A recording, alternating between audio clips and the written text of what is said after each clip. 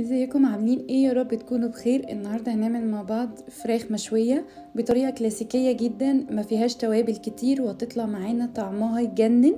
وصفه خفيفه ولذيذه وتنفع كمان لينا في الدايت. قبل ما نبتدي احب افكركم ما تنسوش تعملوا لايك للفيديو لو عجبكم، ولو انتوا اول مره بتشوفوا القناه بتاعتنا ما تنسوش تعملوا اشتراك في القناه وتفعلوا الجرس عشان يوصلكم مننا كل جديد. ويلا نشوف هنعمل وصفه النهارده ازاي. عندي هنا في بول ازاز هبدأ اضيف بصلاية مبشورة او مفرومة ناعم، وهنزل عليها بمعلقة من الملح ونص معلقة من الفلفل ومعلقة من البابريكا ومعلقة من السبع بهارات او ممكن نستخدم بهارات فراخ. بعد كده هضيف عليهم كمان معلقتين كبار من الزيت. معالق التوابل اللي انا قلتها كلها معالق صغيرة ما عدا الزيت معالق كبيرة. هقلب التتبيلة بتاعتي كويس جدا زي ما انتوا شايفين كده. بعد كده عندي هنا اوراق متنضفه ومغسوله كويس جدا، هبدا اضيفها في التتبيله. هنزلهم ورك ورك علشان اتاكد ان التتبيله وصلت لكل قطعه عندي كويس جدا.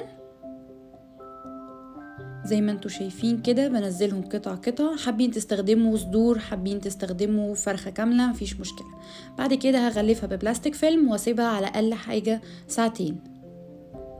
بعد ساعتين هضيف عندي هنا بطاطسيتين متوسطين الحجم متقطعين مكعبات زي ما انتوا شايفين.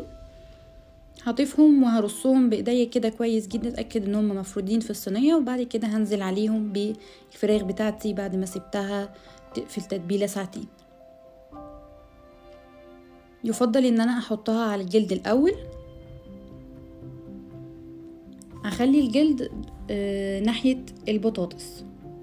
بعد كده هحطها على النار ومعاها ربع كوباية من المية، هسيبها تتشمع وتاخد زي نص سوا كده من على النار فوق مغطياها.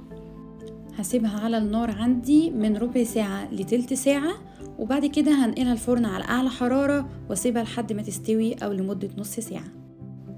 ودي كانت وصفة النهاردة. يا رب تكون الوصفة عجبتكم، وهستنى رأيكم تكتبوه في الكومنتات تحت الفيديو. ما تنسوش تعملوا لايك للفيديو لو عجبكم. لو انتوا اول مرة بتشوفوا القناة ما تنسوش تعملوا اشتراك في القناة وتفعلوا الجرس عشان يوصلكم مننا كل فيديو جديد.